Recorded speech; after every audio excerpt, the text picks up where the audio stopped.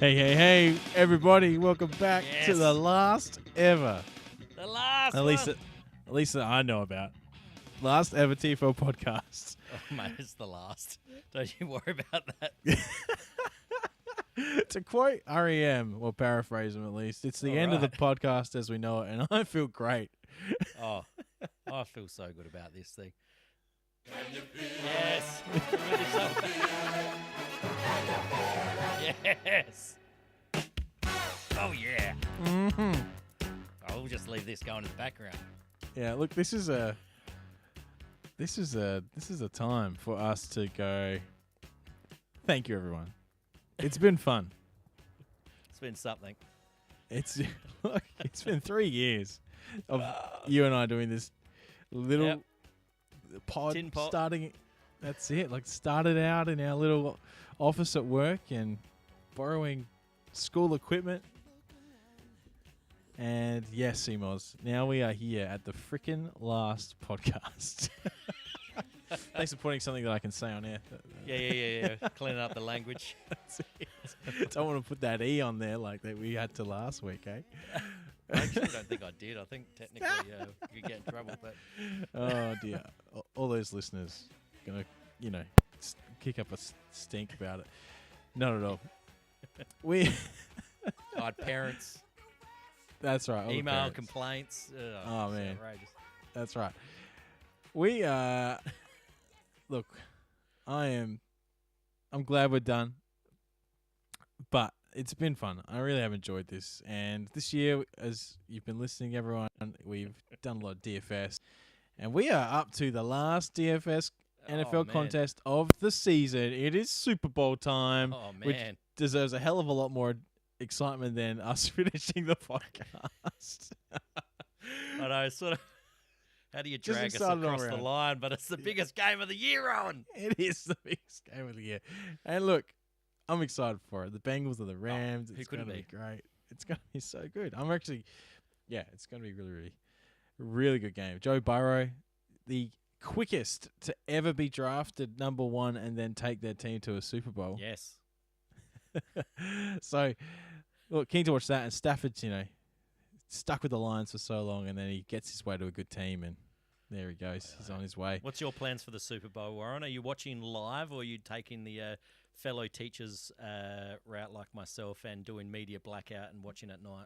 Yeah, look, it's hard for DFS. Oh my goodness, it sucks with DFS. I'll be paying attention all the way up to the kickoff, and then I'll just be shutting off all social media. If you could just watch the feed of DraftKings leaderboards. But then I'll have an understanding. To be fair, it's probably that delayed anyway. I could probably just log in that night, and it would be, only just updating after the first quarter or something. So that is very possible. But no, I'll be doing a blackout. First Draftstars slag for the night. Yeah, I'm sure there's more to come. Maybe one or two. So what I do find funny, Rowan, is how I emailed them a couple months ago asking if they wanted to partner with us, and I've ever since then has just been just given them hell ever since. So well, I think since then we realised that we didn't want to do this anymore. No, that's right. I'm not going to be a company man anymore. No, that's right. Sorry, Draftstars, but hey, look, give us a product. Their loss. Their loss. Anyway, so I didn't hear you. What are you doing for the Super Bowl?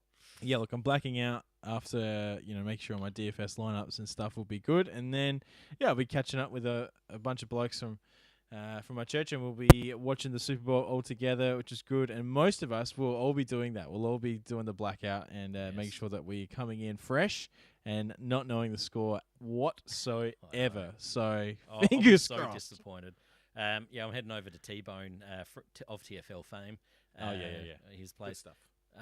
But I said to a bunch of Year 12s, they know how much I'm into the sport, and got a fantasy league with them going last year. I ripped into them today about if any of you see me on Monday and utter a score, I will alter their grades. Like, I'm not even joking. Good. You should. Oh. And I will give that exact same threat tomorrow. The problem is, there's always Physical one violence, loser. even. I mean, just like, don't tell me, Jack. 17-year-olds are losers. Let's be honest. One of them's going to think it's funny. So, anyway. Oh, look. I feel like I'll just talk all day so that no one can talk to me. To me, it's like, oh, maybe I'll take the day off to avoid people. But it's like, but then I'd get to watch it. And they'll think I took the day off so I could watch it. But really, I'm taking the day off so no one can tell me well. To be honest with you, my timetable is so skewed that on Mondays I am free from recess to the end of the day. Like I have I'm not teaching at all, which sucks because I could watch it, but I'm doing this for my friends that I need to. Anyway, this is a conversation that no one cares about. So shall we move on? Oh, look, everyone feels us. Australian workers, come on now, feel us. Anyway, let's jump in. Let's talk our last ever showdown, the Super Bowl, Rams v Bengals. Hit it, Arch. Yeah! The Super Bowl is on. Yeah, it's the last one, baby. The Discord boys love that, for sure. Are you sure you haven't woken up all four of your children? We found one off. It's only 3 in the house at the moment, so hey, egg on love your that. face. But no, probably wake someone up. So. Yeah. I'll text. I love the commitment. I'll definitely text an apology to my wife. Good call. Got a safe face here. Last one. She should understand. Yes. Last one. Yes, she should. That's right. I actually have above me right here, my wife and my son put together like a poster that says "Happy Last Podcast." Oh, lovely! Yeah, Isn't that's that right. cute? I know they can't wait for this to be over either. Oh, yeah, big time. All right, Arch, for the YouTubers, chuck this up on the screen. We're going to talk about this. Speaking of YouTubers, if they haven't hit the thumbs up, they should.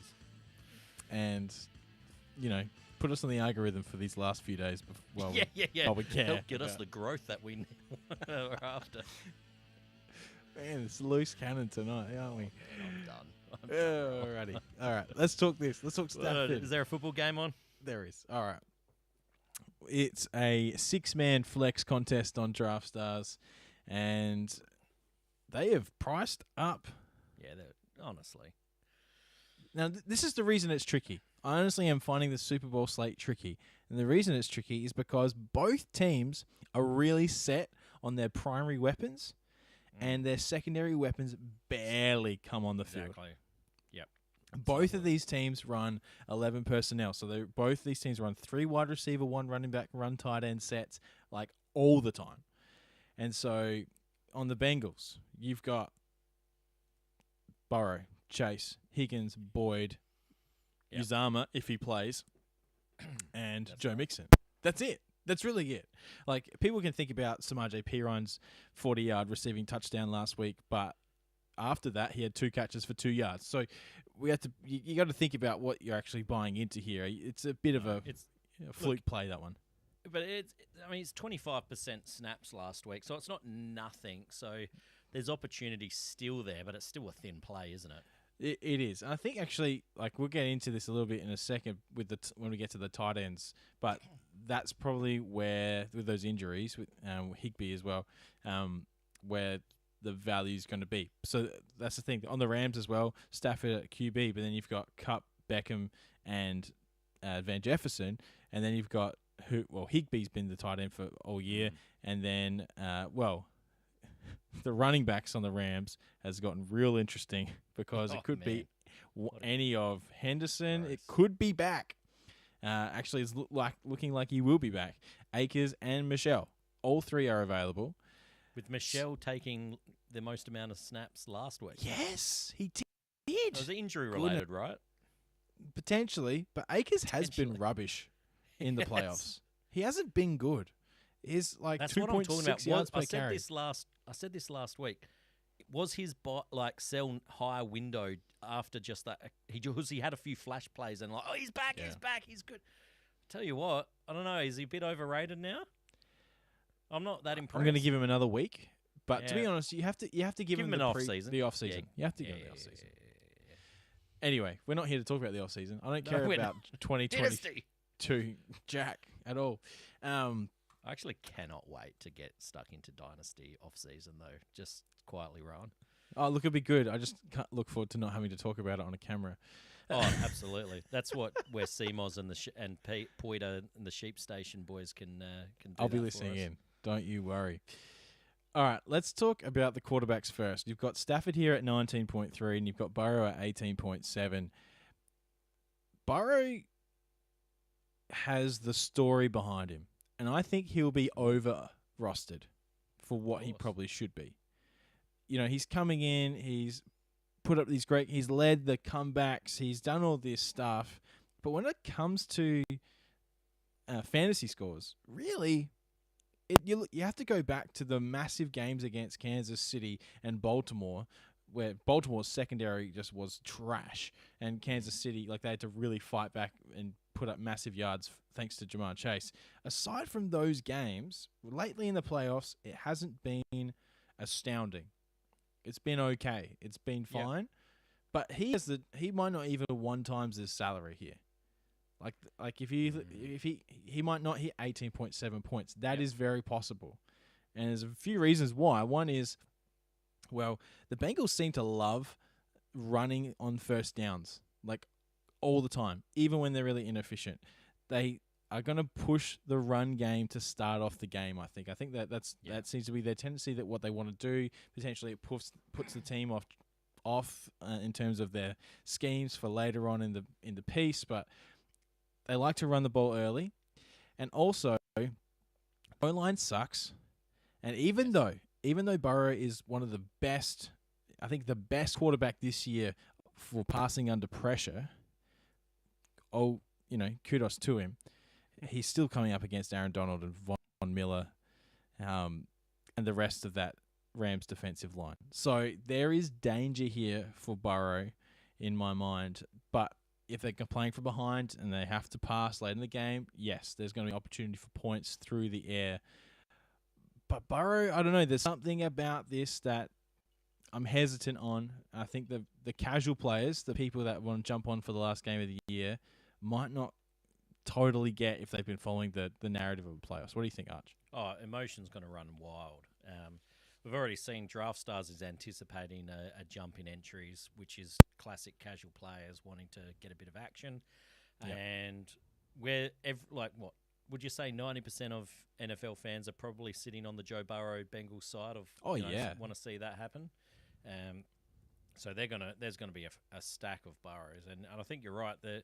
But what if they just get rolling? What if they're behind and it's a back and forth and the offensive line holds up? It's a scary fade, but it's one that I don't think I'll be at the field's level of action on Burrow. No, I expect the field to plug in Burrow for about 80%. I think that's where I would probably guess him to be. I'll probably play him in half my lineups. Probably go 50, go just under. What do you think about Stafford, though? Stafford's been interesting. He's thrown a bunch of picks over the last couple of months. Coming into the playoffs, been really solid, though. Protected the ball really well, which has been very good. But only 2 touchdowns a game. So, but he has hit the 300-yard bonus twice. So those last 3 playoff games, really solid.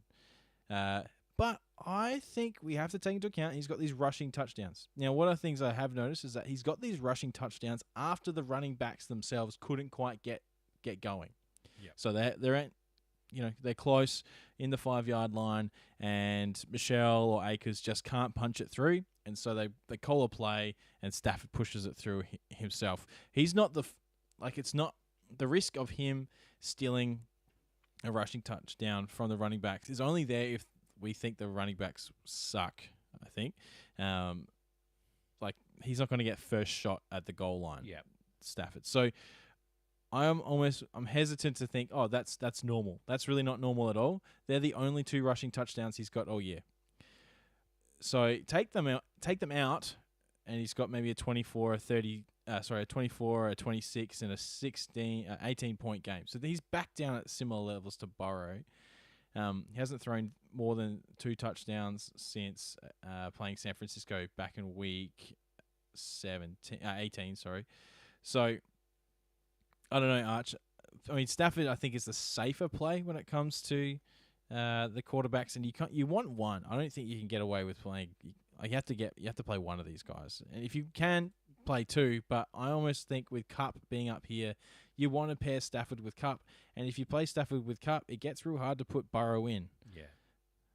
How much Stafford do you think you'll have? You like close to 100%? No, I would probably say the $2 contest where we have 15 entries. I'd probably maybe have 12 Stafford ones. I think it's worth just having a few. Well, what if Burrow and Bengals just have total control of the game? Yeah, for sure. So probably not as likely a situation, but look, depends how you think this game's going to go. Like, if you think that the defensive line for the Rams are just going to just bully the Cincinnati offensive line and the game just hits the unders, who says that Stafford just is a game-managing type presence? The running backs, there's 3 of them, so they play the hot hand. They spread them out. Who's to say that Stafford just underperforms as well? But if it hits the unders, he's still probably potentially and most likely is still going to be in the optimal because there's not many points going around it in that case anyway. So yeah, for sure. It's a hard proposition to leave out Stafford. It's just if you think Bengals can just outperform, even if it's a back and forth, you're sort of banking on the fact that if you do a Burrow lineup with their pass catchers, that maybe you go Burrow with a Chase and Higgins. If you can fit Cup in without Stafford, maybe that's the way you could do it. That maybe is a little bit different in that sort of game script. Yeah, for sure.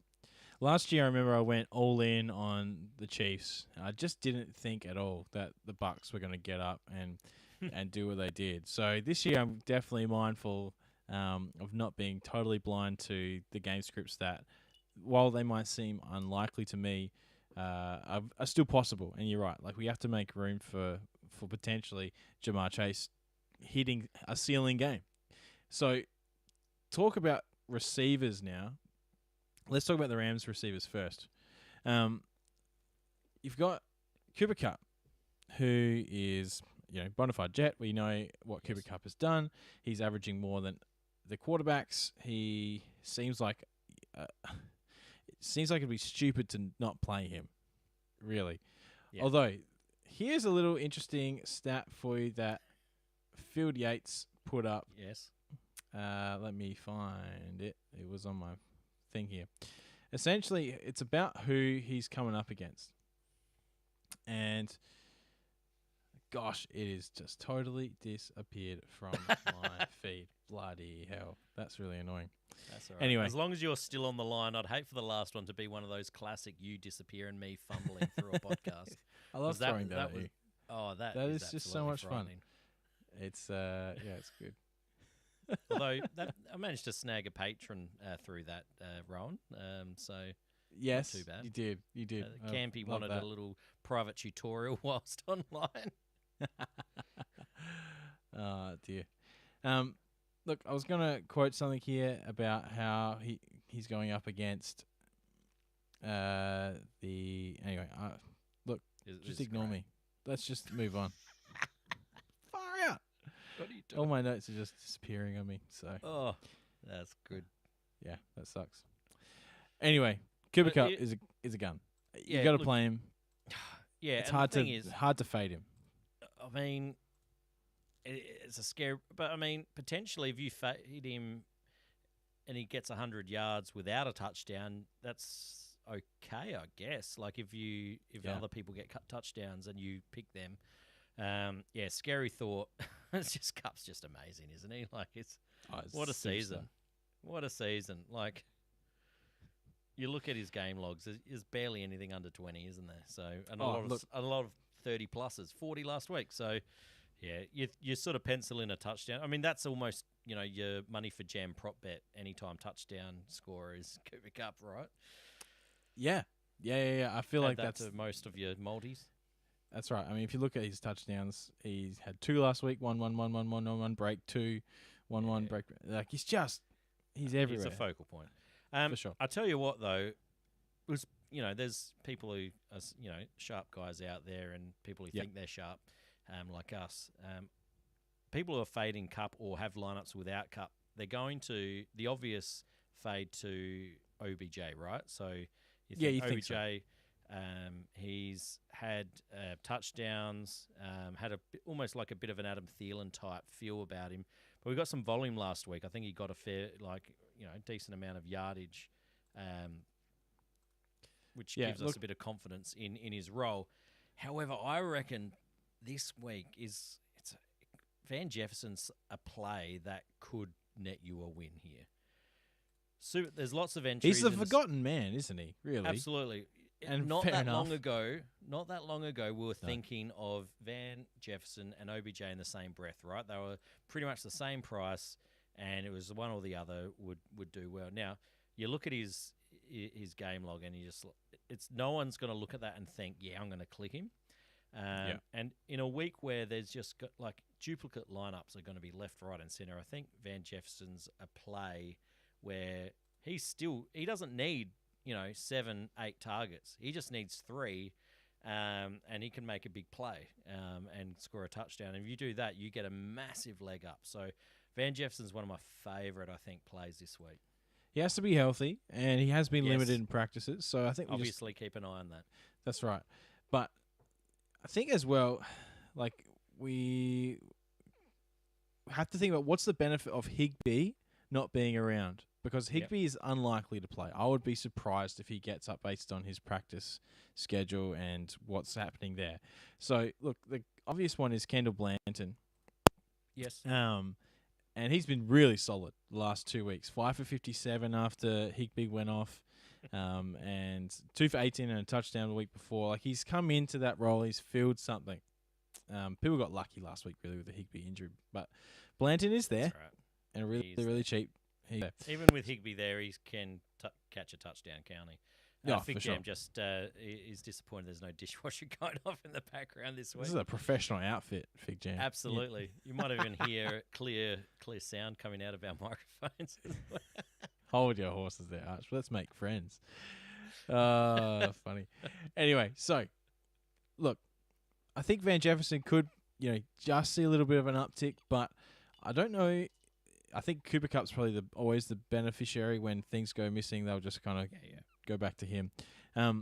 Higbee is there. He's priced at 9K. I mean, you'd be picking him for a touchdown if he does play. I just don't think he can really pay that off necessarily. To me, Higbee, he can have an okay floor, but the ceiling's few and far between. Yeah. I'd much rather ride the Van Jefferson train and just hope for something big. Yeah, we know that he could pull off a 50-yard catch that's going to propel you up the leaderboards if you have him there on your team. I don't know if I can correlate Jefferson and OBJ. I don't know if I'm going to pull that. If I have 2 out of the 3 pass catches, it would be Kupp and then one of the others, I think.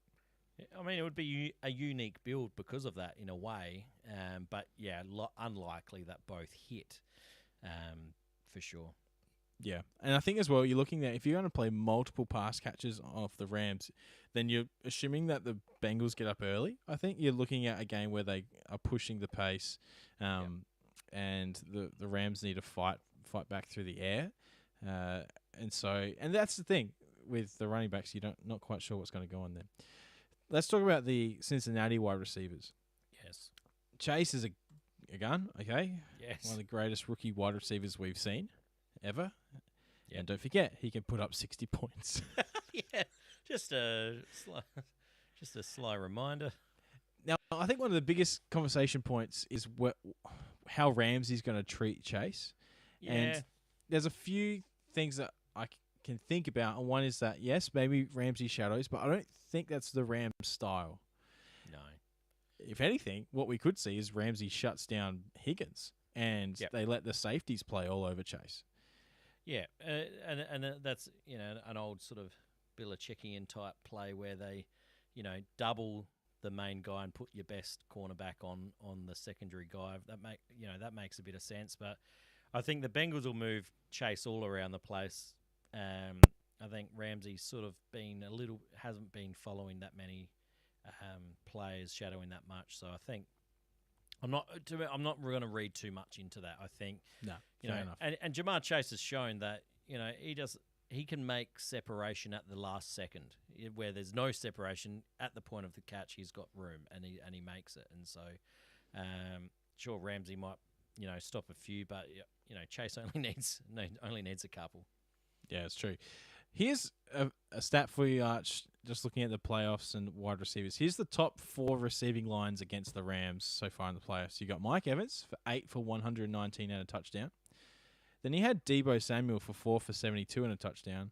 Ayuk 4 for 69. Kirk 6 for 51. There's only one guy who's gone over 75 yards against the Rams, and that's Mike Evans, who arguably was the only possible wide receiver for Tom Brady to throw to in that game. Do you read much into that? Like, they have done well at stopping the pass. Yep. I don't know. I wasn't listening. You're an idiot. You tosser.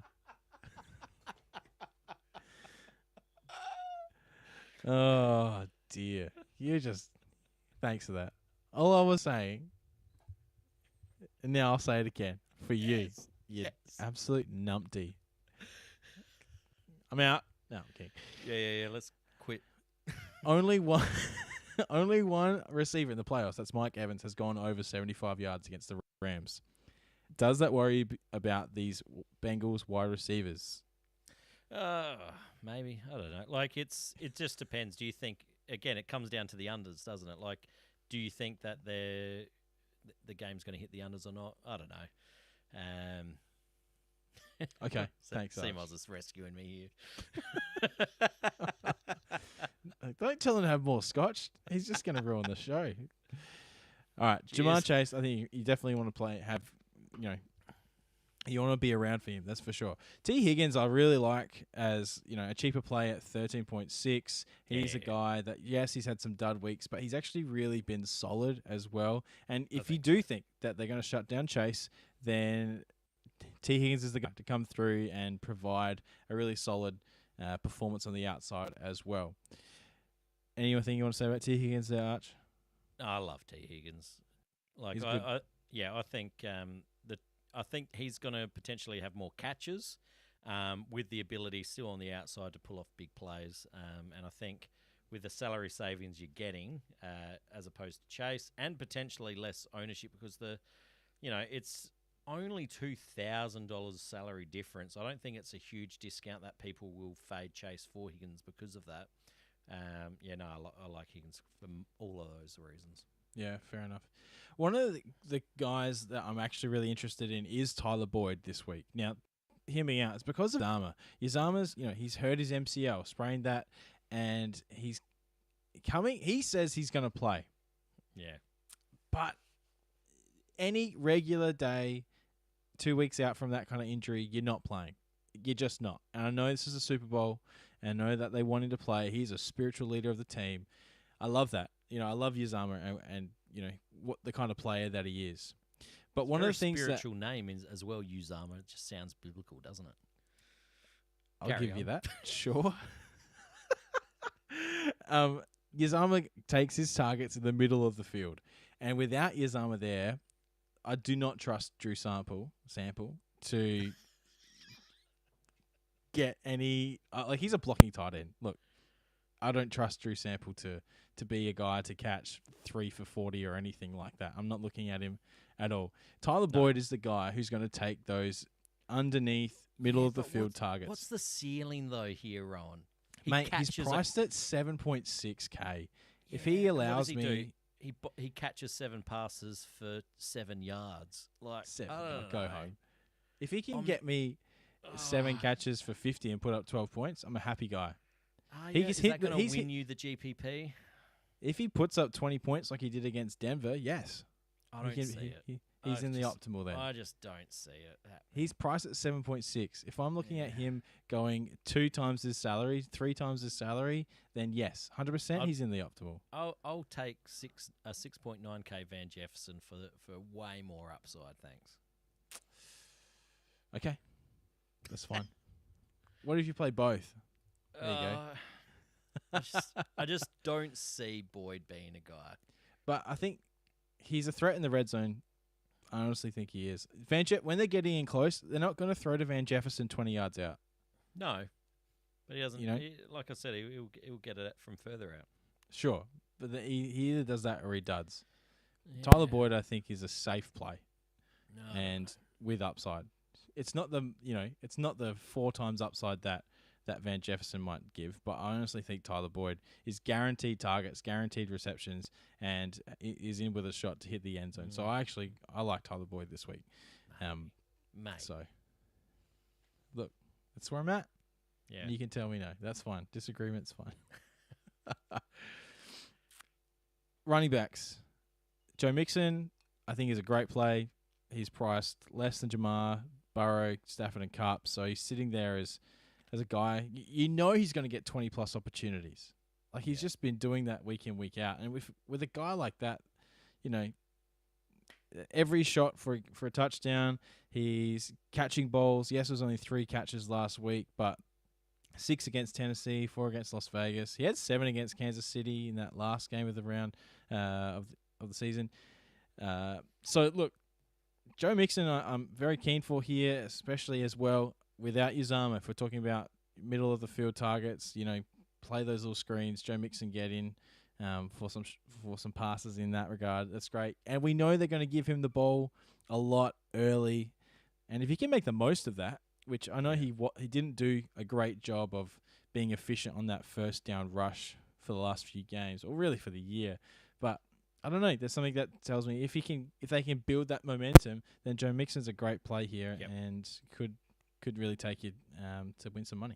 No, I fully agree. The only concern I've got is if the Bengals are behind for the majority of the game, and I think that's when they seem to throw Pirine in a little bit more. That's true. And maybe a dump off pass where Pirine, takes to the house. So if you think that, that scenario is not going to be in play, that I think Mixon, he'll still have 75% of the snaps. You'd think plus, but if they're behind, I think they throw Pirine in a bit more, and he might limit Mixon's upside.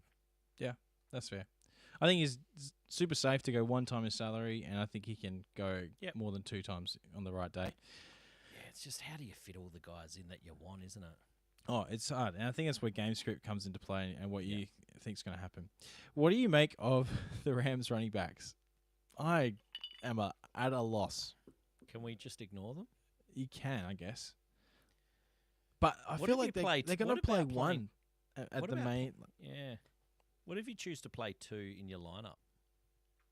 Just as no one's going to do it. It's true. Like, it'd be super unique. Could 2 get there? I'm thinking out. Could 2 get there? I don't know if Rams would change the way they play so drastically.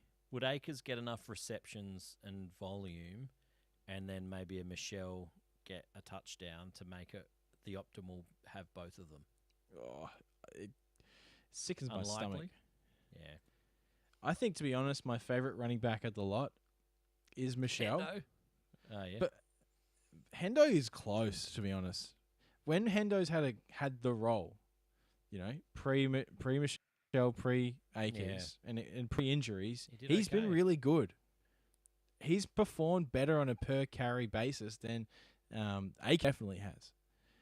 And so my question really is that could Henderson, not having played since the 27th of December against Minnesota, could he come in and actually show us that he is the lead back, as he has been since really the beginning of the year? Yeah, I mean, obviously there was no Akers to contend with at that time. So, if he's healthy, Akers at the moment isn't much to contend with. Michelle got more than 50% of the snaps last week. But he's the future, isn't he? Still. Yeah, but I don't think the future matters when you're playing in a super. No, but it might give him the first start, and if Akers shows enough, he might be given more and more opportunities. Look, really, it's a crapshoot. Yeah, it's shit. But I will definitely be playing. I'll be playing all three, but I'll be highest on. Look, to be honest, based on price, I'll be highest on Henderson. I don't know what I'm highest on. I think this is a watch the news till kickoff, pretty much, to hopefully that you hear something in the tea leaves. I don't know.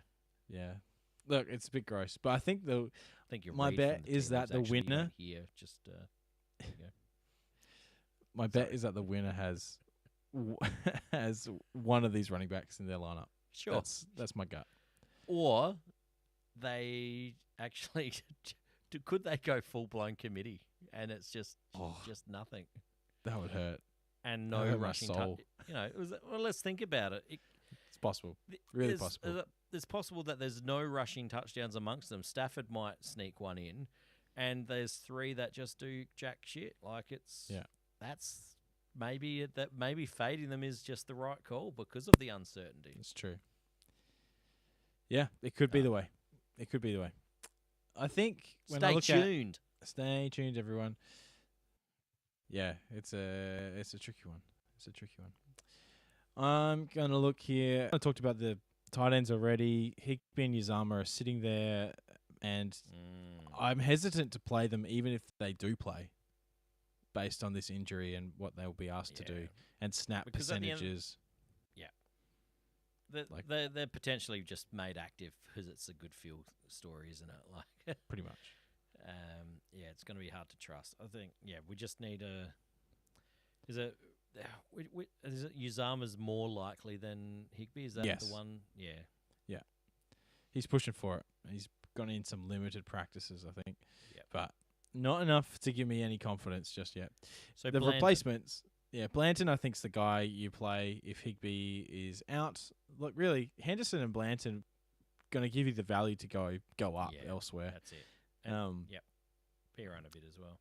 Yeah, that's it. A touchdown from Blanton just is phenomenal. But I think Blanton will have high ownership based on how congregated the pricing is all around these top 7 players. Then people are going to be needed throwing in these guys, which means Drew Sample will see a bit of roster percentage as well because he's the tight end behind Uzama if Uzama doesn't play. But like I said, he's a blocker. Nothing. He had nothing with the opportunity. That's right. 1.4 last week. Rubbish. Samaje Perine you could play. 90% of snaps last week. He did nothing. It's because he's a blocker. He's all he's ever been. Just ignore it. Let me ask you some quick fire questions here about these other low price guys. We talked about Michelle and Henderson, obviously. Perine, what do you think about Perine? Yeah, like I said, I think there's a potential that he gets dump off passes when they're playing from behind and can make a big score. We saw him catch a touchdown. And so I think with that, he's not a sneaky play because of the recency of what he was able to do. So I think the ownership there probably will be probably a bit higher than what we'd want, but still the price is low that it might just help you build your lineup, really. Yeah, for sure. Look, if he didn't have that touchdown, he'd be 2 for 2. That's what he was after that. So but at what, 2.5K? Is that what he is? Like, what does he need? He just that's all. It's he not. Need. Yeah, like, it's not a risk. 3 to 4 points, and you sort of can hope that your other players hit their ceilings. That's it. Skoronic's a clear 4th wide receiver, but really he's a special teams guys, and I'm not going to have done anything since early June. People for some reason want to play him, and I think everyone saw that red zone target last week. And think that that could happen, but I think he had 27% snap share last week. He's barely on the field. It's such a thin play. Just throw your lineup away, really, with him. Watch him catch a touchdown and ruin me. Yeah, that's right.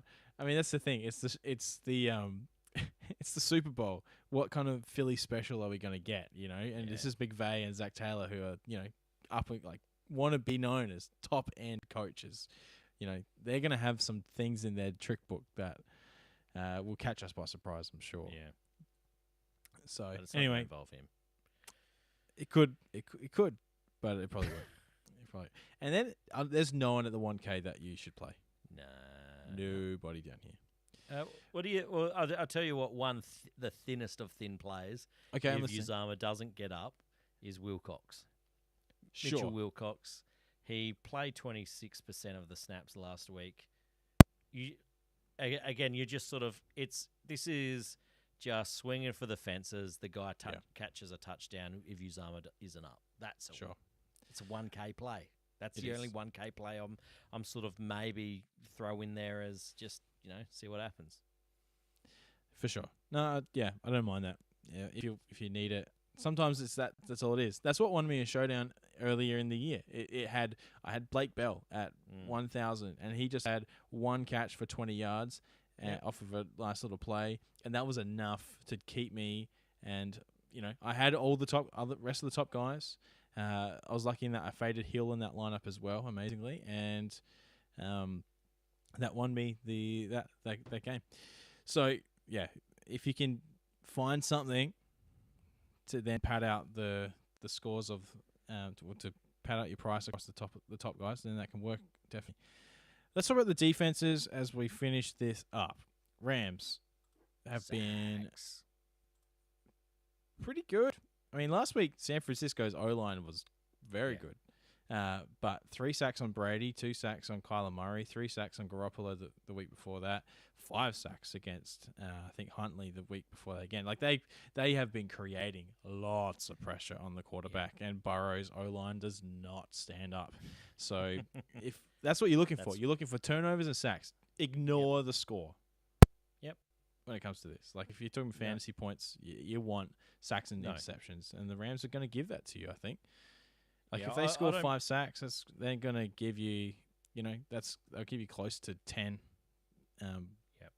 Yeah, 10 points, and that's fantastic at that price. Yeah, and in a showdown, I don't mind playing the opposite defense in a way that you're sort of, is there an interception, a pick six, like that's only -1 on the quarterback on the other team, and it forces them to play and throw more.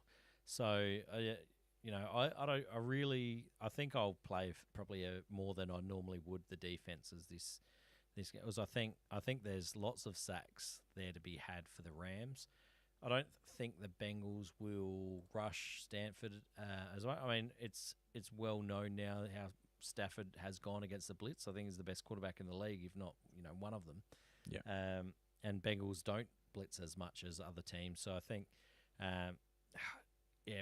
Bengals D doesn't excite me as much, but I think they'll be worth just throwing out there just purely on the fact that they're cheap and they'll definitely have low ownership. I think Rams will catch a bit of steam because they're the favourites, and the narrative is your Von Miller, Aaron Donald against, and your Jalen Ramsey thrown in there for the interception potential against a shoddy O-line and a pass-happy offense where there's going to be opportunity for turnovers. So, for sure, yeah, I'm going to have a bit of the Rams. This is why I like the Bengals, and they are creating these sacks and interceptions not off of, like you said, they're not blitzing much. They're not, creating that direct pressure, but they are making these quarterbacks scramble because they're not giving them options in the secondary. Like the secondary is playing really, really well, and you can see that like catching interceptions 3 against Tennessee, and those 4 sacks against Mahomes a week and a bit ago were caused mostly because Mahomes just couldn't get the ball to where he wanted to go. Hill and Kelsey were covered like nobody's business, and it was a 4-man rush, and then it's that linebacker who's playing mid safety almost and just bang straight through. It's the time they are making the quarterbacks have to wait to throw the ball, and I actually like that because Stafford has been.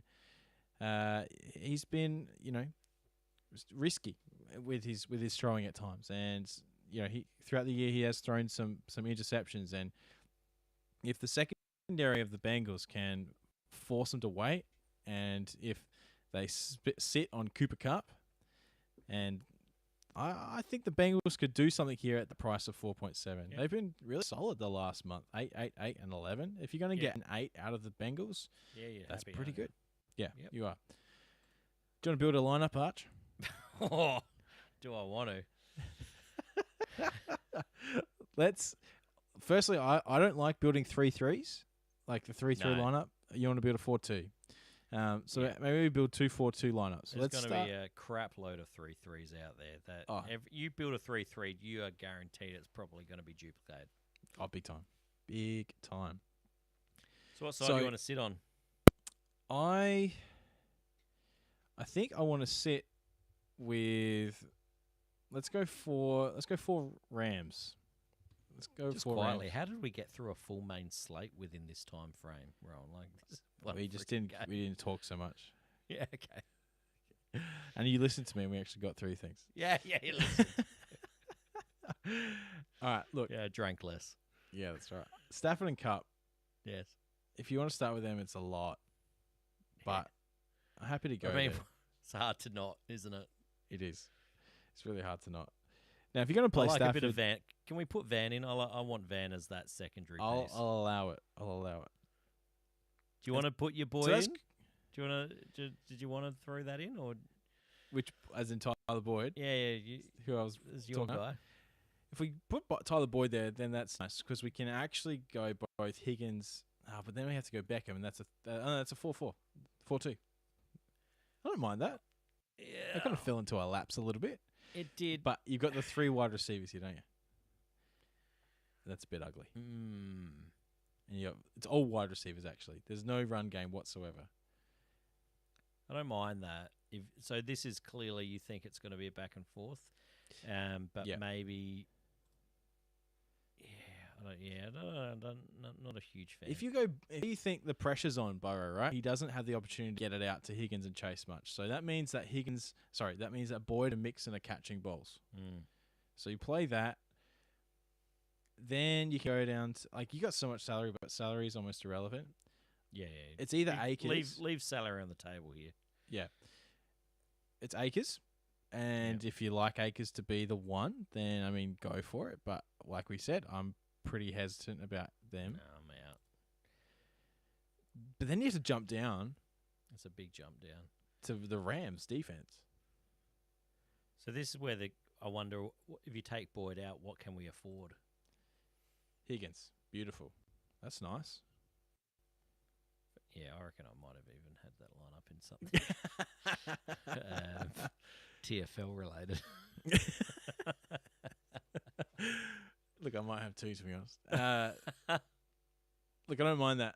I feel like but that's potentially, there we go. If this is where the money leads us, because Take out the Rams defense. What are our other options? Because obviously you're hoping Michelle? the Rams go. Yeah, so what do you think's Henderson? more likely? The defense actually scores a lot of points, or Michelle has the volume and touchdown equity to outperform the defense? That's a tough question, I reckon. Because It's a real tough question. I don't know. That's you flip a coin in some ways. You take out Michelle, I reckon that's a really good core build where there's a lot of, that last piece. There's so many different options there, isn't there? It's true. Heck, you could sell you yourself. could play the Bengals D. Really. I know it goes 3-3 there, but it's not a typical 3-3 because you're throwing a defense in. Yeah, but obviously, Blanton and Hendo are still there. Yeah. As options. Then as you get well. Ruth in. Yeah, I wouldn't go anywhere. But you're right. Henderson or Blanton, anyone could fill that last spot. So I don't mind that. Yep. I like that core. Potentially then if you took out Higgins and put in Chase, what's left? 4-2. Yeah, then you can still afford Henderson or Blanton. Yeah. So that's why I really like Van Jefferson. I think he helps that lineup build go well. Obviously, sure. I guess Boyd does a similar thing. Well, yeah, if we flip it, let's go with a 4-2 Cincinnati. You can go Burrow. Let's say you plug in Burrow, Chase, and Boyd, and then you want on the other side, you want Cooper Kupp. Yes. And you put an OBJ. Then you can still fit in one of these guys. But again, then you're looking at... Well, actually, let's go Higgins. And then I have a 4-2. I mean, it's all Yep. 3 wide receivers there, so that can be a little bit ugly. Bengals D potentially, yeah. Hang on. Look at this. I don't mind that. Burrow, Chase, Boyd, Mixon, and Cup and Blanton. Yep. Yeah. Yeah. It's you don't. I guess you don't. You're just not going to be able to fill out the guys you want, aren't you? And you have to try to make it stand on. It's those ancillary pieces that you have to have they 2 players. So thin. They're so thin. Yeah. But one might hit and ruin the slate, isn't it? I think really what you want to do here is you want to kind of go, what's that core, right? What's that core 4 or 5 that we just identified there? So for here, the core 4 or 5 is looking at Burrow, Chase, Boyd, Cup, and Mixon. And then you're playing, do I play Henderson or Blanton? And you put those 2 lineups in. So right? Potentially for me, a Cup, instead of like, if I took out Boyd and put Van Jefferson in there, like, so to me, it's like, can Boyd break a slate? I just don't feel that could happen. I don't know. Can't do it. I'm hearing Like, I think I'll have him a little bit, but Van Jefferson has that potential to absolutely smash it. Well, when was the last time he absolutely smashed it? I just think the highest score he had all year was 21. Just because he hasn't done it doesn't mean he can't do it. That's why I'm saying. I understand you. I understand. 3 for these weeks with touchdowns, yes, was good. 3 for 93 and a touchdown against Green Bay, fantastic. That was awesome. But I'm not saying it's guaranteed in the slightest, but we're playing a win, and we don't want to just have. Based on this year's performances, though, Tyler Boyd's ceiling is just as high. Yeah. Could Boyd look 9 for 118 against Jacksonville? I mean, look, it's Jacksonville, but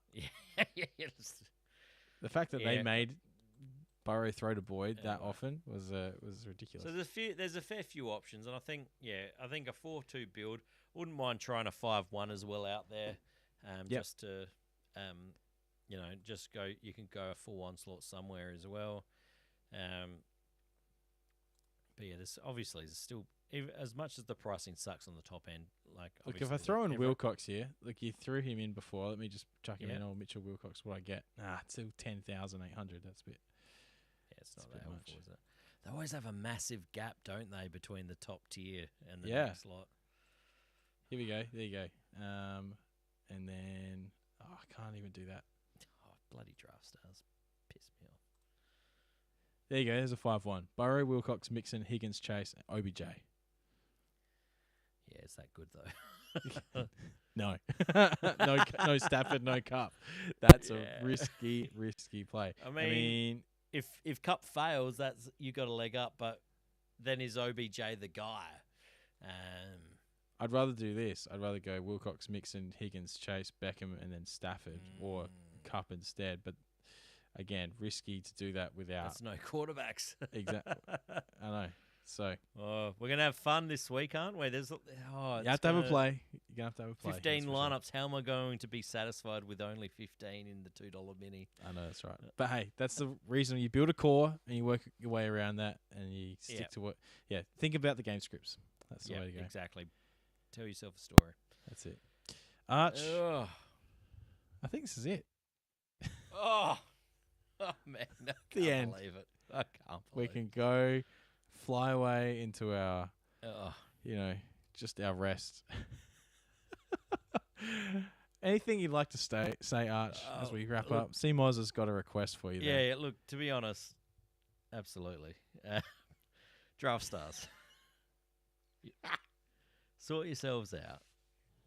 You're the only DFS provider that we've got. Late swap. Why don't you just fix that damn thing? Log on to DraftKings. Maybe ring someone up and say, what do you do? You should know what they do because you're in the industry. Sort it out so we can actually edit our lineups before the next, lot of games. Seriously, that is bullshit. Sort that. That is basic.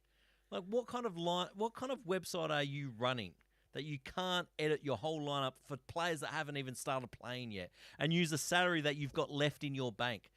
Honestly, you are amateur. The fact that you have to, all of my lineups I have to do the same swap?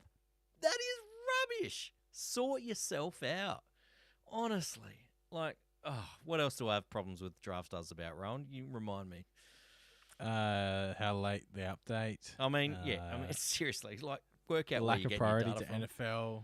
Yeah, like maybe advertise. Maybe try to get more users in to boost your prize pools. Like honestly, you're just sitting back doing jack shit, getting a meager profit when you could do more. Like if I'm the CEO or shareholders of Draftstars or PlayUp or whatever I would be disappointed with who's running that organization because they are not trying to innovate. They are not trying to improve.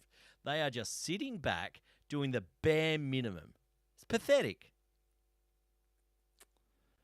There you go, folks. Pathetic. There it is. Come back, DraftKings. No, but in all seriousness, that's, obviously... I'll keep playing. We'll keep playing. Because piss off, Seamus. It's still fun. You're a tragic teacher like all of us. Look, in all honesty, obviously Draftstars has a bit to work on, but the end of the podcast, it's kind of crazy that, we even started this bloody thing.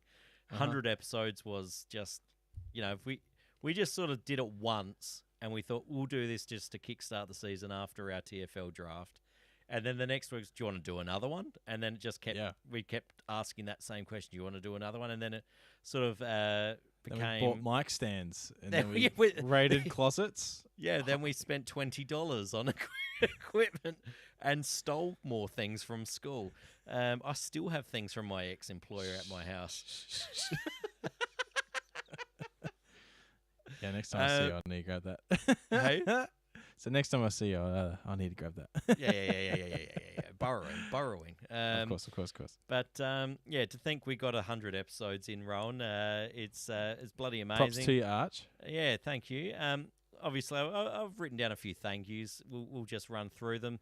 Obviously, the Good TFL stuff. first and foremost. The TFL podcast. Not Tackle for Loss. I'm not going to say what it represents, but it actually relates to Something Football League. It's our original redraft league from our workplace that we worked at together. So I just, to T-Bone, Chewy, Drodgy, Brad, Craig, James, Greeny, Horse, Blommy, Steph, Courtney, Blommy, Wongy, any other owners I've missed out? Farley joined this year on your Farley. Yeah, that's right. Ben All Green. of those guys, without you guys, would never have even thought to do something as stupid as this. Yeah. To the Discord guys, for some reason you thought you'd put some money towards our cause and join our community. Well done. It was small. I kind of love the Discord. We talk shit all the time. Potentially worried about how much of a degenerate a lot of the guys have turned into. Seems to be daily now on NBA DFS, which worries me. It just dabbles in NFL. So, you guys are awesome, and that'll continue. And we might even open up to a few more people, but I'll have to call it, the OGs. That's right. Yeah, so I don't know what that relates to. See, I was laughing. That was to you. That was to your rant. Oh, But yeah, yes, good. no, Discord boys been great. Yeah, they've been good. Look, fellow Aussie fantasy content creators, Rowan.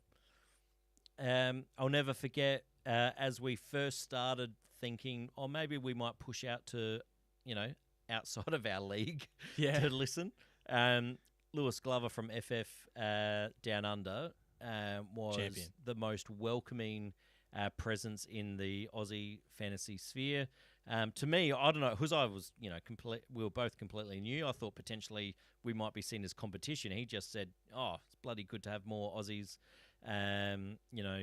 talking in the fantasy space. Yeah, and so that's sort of the mentality that I wanted to carry on, that anyone else in the Aussie fantasy sphere wanted to enter into that I would promote and uplift that. And so that I just love that community and that feel that we're all in this together.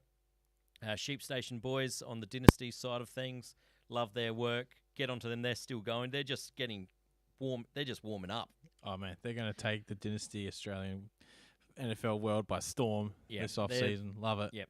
They're rookie profiles at the moment. If you're getting ready for rookie drafts, get on that. Brad Bolt, one of our original guys who reached out to us, wanted to he wrote for our website for a little bit. Started his own NFL Do we have a Labs website? network. We have a website, by the way. We started thinking we could produce articles, and can I just say, we had a couple good articles out there, and Brad Bolt was one of the key authors in that, and Tim Albtree is the next one that I thought was one of the most underrated writers in the NFL sphere, purely because he is working full time in another industry that he just doesn't have the time to put into NFL fantasy. But when you talk to him and you hear and you read what he writes, he's bloody sharp. And you got to get him. Follow on Twitter @TAlbtree. You got to check him out. His analytical mind and producing models for identifying talent is second to none. FF Ashes guys, that's another guys we've connected with over the time. Fig Jam as well, and we saw last week as well. Get onto the Aussie content. There's plenty out there that you want to get into. So support the Aussie fantasy community. Going forward, we're going to finish. We'll pass the baton on to those guys, and also just thanks to anyone who bloody listened, Rowan. Like no one, like why?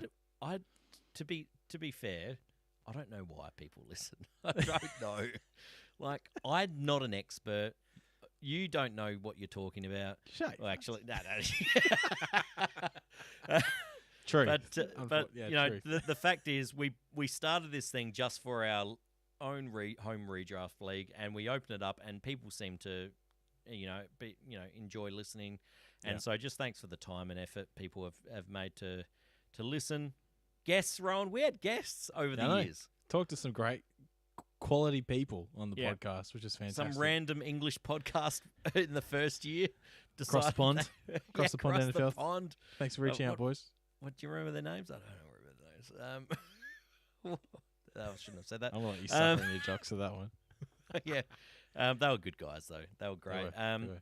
But then, what I loved about the fantasy industry, when we reached out to some names that are bigger than ourselves, people just say yes. So we reached out to Dynasty Nerds, and we got their chief writer, Eric Courts, to talk about Dynasty when we were interested in that. Yeah, Dynasty 101. He was great. Yep.